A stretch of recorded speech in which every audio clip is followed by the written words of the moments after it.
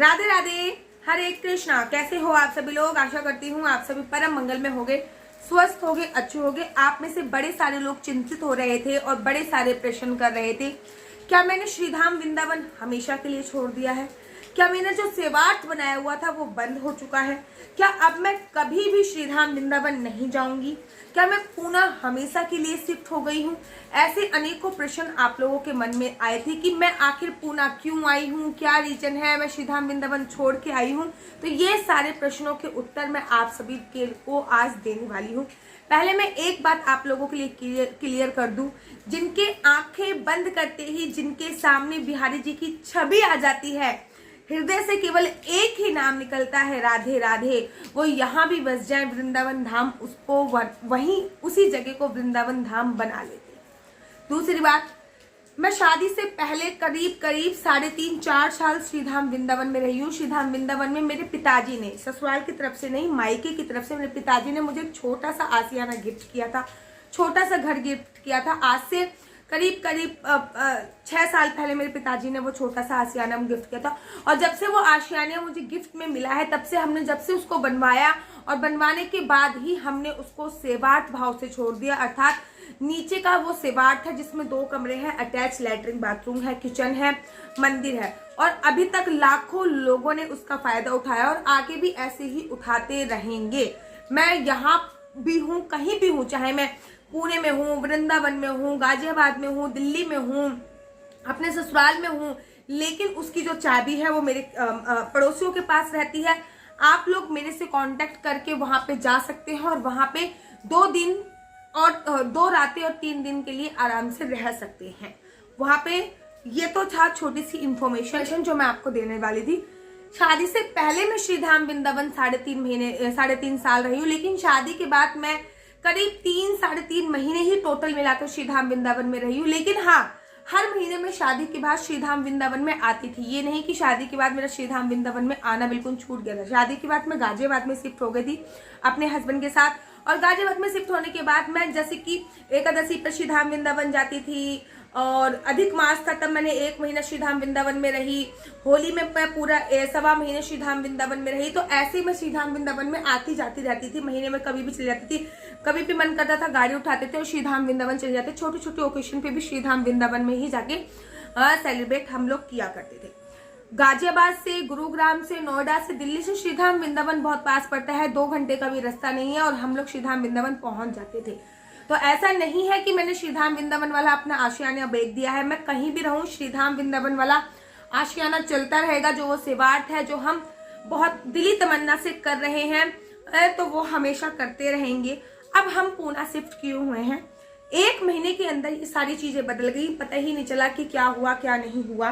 तो मैं आपको रीजन बता देती हूँ पूना में शिफ्ट होने का। 1 महीने के अंदर मेरे हस्बैंड को बजाज से एक अच्छा अपॉर्चुनिटी मिली और वो बजाज में जॉब करने के लिए पुणे में शिफ्ट हो गए। पुणे में शिफ्ट हो गए। हम लोगों ने आपस में भी डिस्कस किया कि क्या करना है, कैसे नहीं करना है, तो हम लोग आके पुणे में शिफ्ट हो गए। लेकिन हम लोगों ने पुणे में शिफ्ट होने से पहले मेंटली ये बात प्रिपेयर कर ली थी कि हम 2-2.5 साल, मैक्सिमम 2.5 साल पुणे में रहेंगे, क्योंकि ये गवर्नमेंट जॉब नहीं है, ये प्राइवेट जॉब है।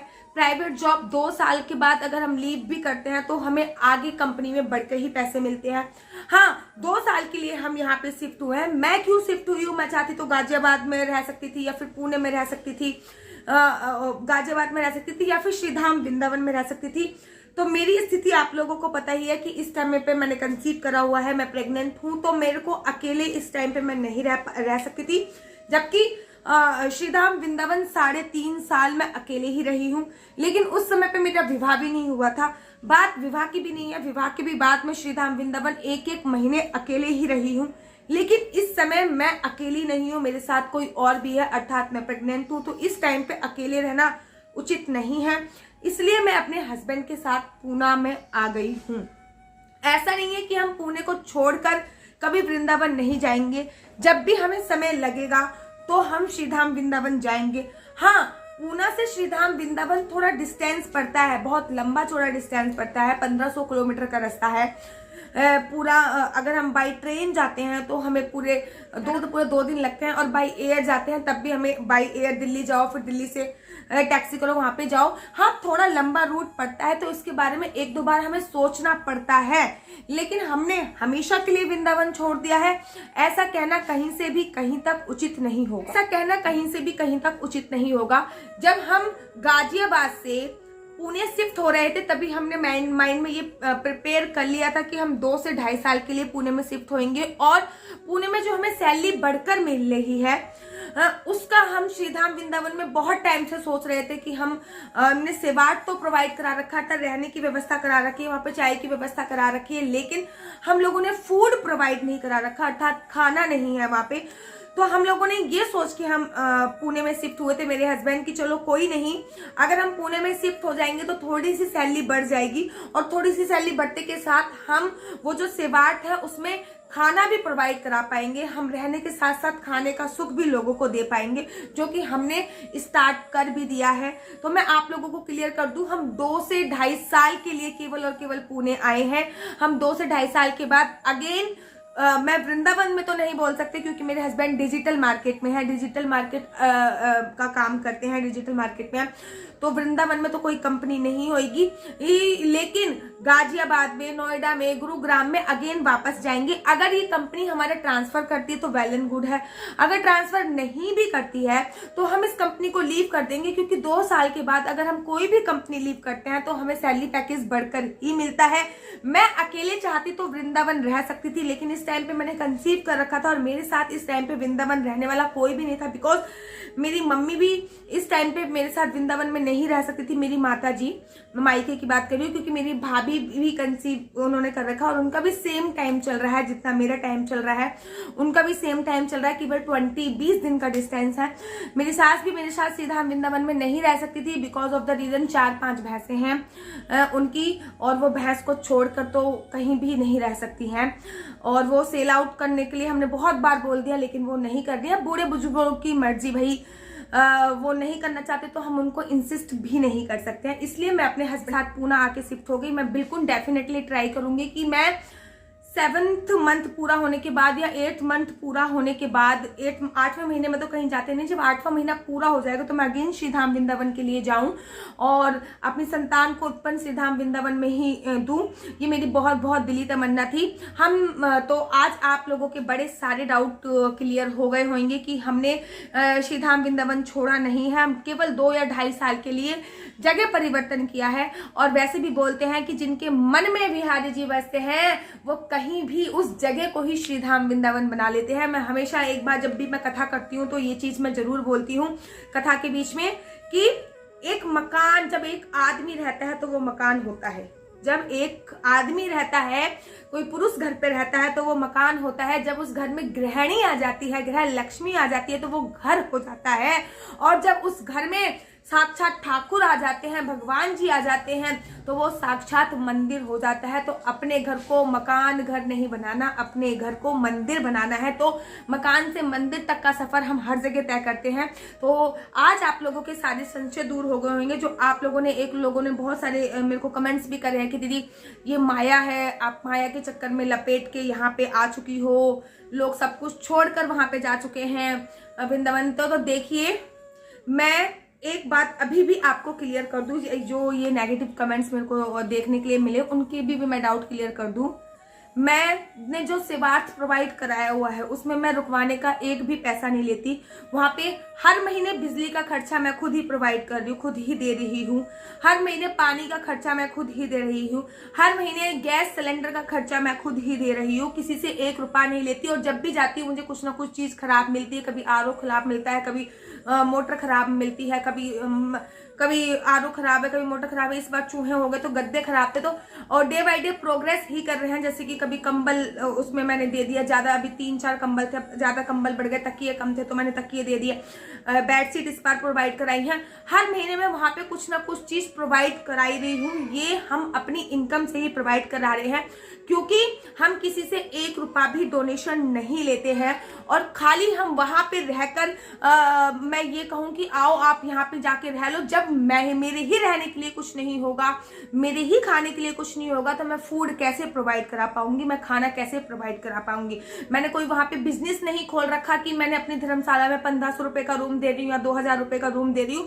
फ्री ऑफ कॉस्ट रूम दिया जाता है, 1 रुपया शुल्क नहीं लिया जाता। और अगर अभी भी आपसे कोई बोल दे कि हम आशु दीदी के धर्मशाला में या मंदिर में रह के आए हैं, 1 रुपया शुल्क मिला है, तो आप जो कहो मैं वो हार जाऊं। और मैं चैलेंज के साथ आज भी ये कहती हूँ कि पूरे श्रीधाम वृंदावन में कोई भी ऐसी धर्मशाला नहीं है, कोई भी ऐसी धर्मशाला नहीं यहाँ पे फ्री में रहने की जगह मिलती हो। कोई भी, मैं अभी भी चैलेंज के साथ ठोक के ये कह रही हूँ, आपने कुछ ना कुछ अमाउंट जरूर देना होता है। लेकिन हमारी एक धर्मशाला ऐसी है, यहाँ पे फ्री में रहने के लिए दिया जाता है, 1 रुपया शुल्क आपसे नहीं लिया जाता किसी भी चीज का।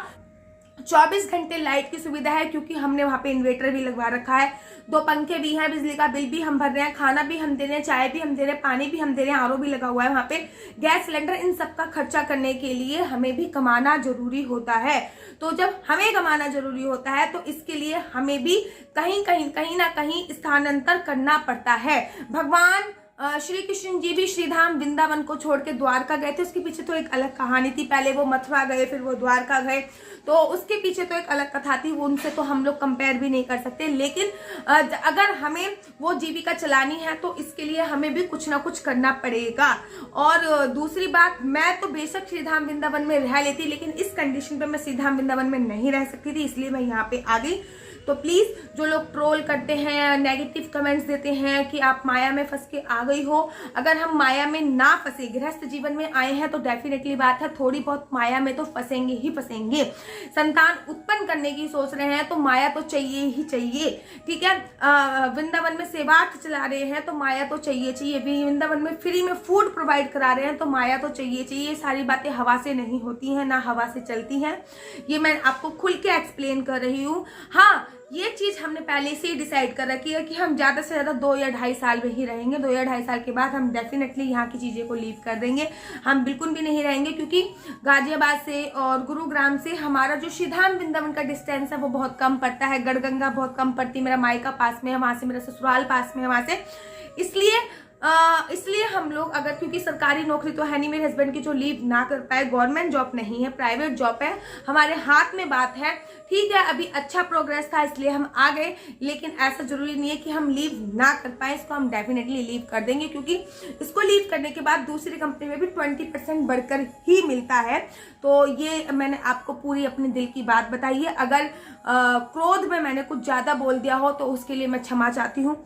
और आप लोगों से क्रोध में अगर मैंने कुछ ज्यादा बोला, लेकिन आप लोग भी अगर गृहस्थ जीवन में है तो आप लोग भी समझोगे, इस पीड़ा को आप लोग भी समझोगे कि हमारा बड़ा मन करता है कि हम लोगों की हेल्प करें, मदद करें, लेकिन वो तभी संभव होता है जब हमारे पास थोड़ी सी माया में हम जाएंगे, थोड़ी सी माया में हम फंसेंगे।